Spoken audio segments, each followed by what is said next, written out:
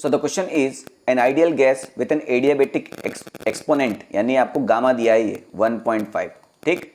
Initially at 27 degree centigrade is compressed adiabatically from 800 centimetre cube two 200 centimetre cube.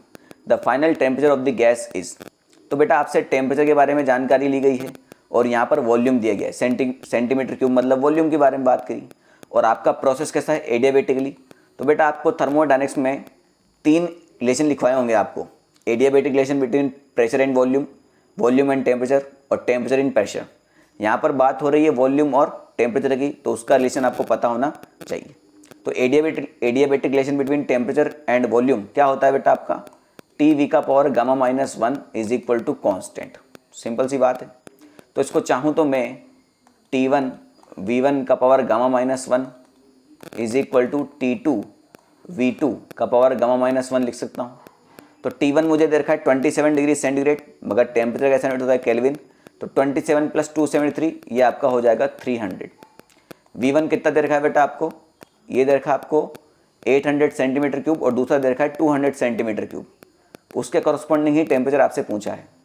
तो ये दे रखा है 800 centimetre cube को मीटर क्यूब में कन्वर्ट करने की आवश्यकता है नहीं, क्योंकि इधर भी सेंटीमीटर क्यूब ही आएगा। गामा का वैल्यू है 1.5, तो 1.5 - 1 कितना हो जाएगा, 0.5, जिसको मैं हाफ लिख सकता हूँ, यानी इसको मैं रूट भी बोल सकता हूँ सिंपली। T2 मुझे निकालना है और ये हो जाएगा 200, और फिर से गामा -1 आपका हाफ। क्लियर सी बात है। तो T2 अगर मुझे निकालना है तो ये हो जाएगा 300, और इसको इसके साथ डिवाइड कर दूँ 800 / 200, और इसका पावर हाफ लगा सकते हैं। सिंपल सा कैलकुलेशन है, इसीलिए मैंने यहाँ पर 10 का पावर -6 नहीं लिखा, क्योंकि वो कट ही जाना था। ये 2 0 से 2 0 ख़त्म कर दिया, 2 से 8 जाएगा बेटा आपका 4 बार, तो ये हो जाएगा आपका 300, और 4 का पावर 1/2 यानी √4।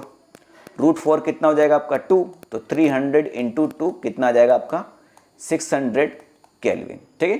अब केल्विन में ऑप्शन दिया होगा तो केल्विन में ठीक है, अदरवाइज फिर डिग्री सेंटीग्रेड में कन्वर्ट करना पड़ता, मगर किस्मत अच्छी है कि आपको केल्विन में दिया हुआ है, ठीक है।